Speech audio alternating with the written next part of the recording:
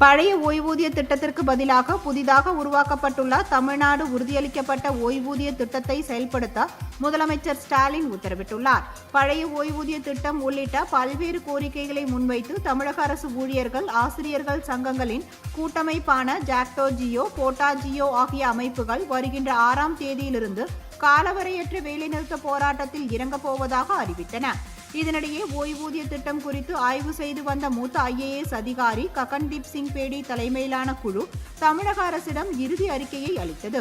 இதையடுத்து வேலைநிறுத்த போராட்டத்தை அறிவித்துள்ள சங்கங்களை பேச்சுவார்த்தைக்காக அமைச்சர்கள் குழு மீண்டும் அழைத்து பேச்சுவார்த்தை நடத்தியது. இந்நிலையில் அமைச்சர்கள் உயரதிகாரிகளுடன் ஆலோசனை நடத்தினர். பின்னர் பழைய ஓய்வூதிய திட்டத்தின் பலன்களை வழங்கக்கூடிய புதிய திட்டமான தமிழ்நாடு உறுதியளிக்கப்பட்ட ஓய்வூதிய திட்டத்தை செயல்படுத்திட உத்தரவிட்டார். மேலும் கடைசி மாத ஊதியத்தில் 50% உறுதியளிக்கப்பட்ட ஓய்வூதியம் அளிக்கப்படும். 50%த்தில் 10% ஊழியர்களின் பங்களிப்பாக இருக்கும். அரசு ஊழியர்களுக்கு இணையாக அகவிலைப்படி உயர்வும் அளிக்கப்படும். ஓய்வூதியதாரர் இறந்தால் அவர் பெற்ற ஓய்வூதியத்தில் 60% குடும்ப ஓய்வூதியமாக வழங்கப்படும். 50% உறுதியளிக்கப்பட்ட ஓய்வூதியம் பெறும் ஓய்வூதியதாரர்களுக்கு 6 மாதத்திற்கு ஒருமுறை அகவிலைப்படி உயர்வு தரப்படும். பணிக்காலத்தை நிறைவு செய்யாமல் ஓய்வு பெற்றாலும் குறைந்தபட்ச ஓய்வூதியம் அளிக்கப்படும்.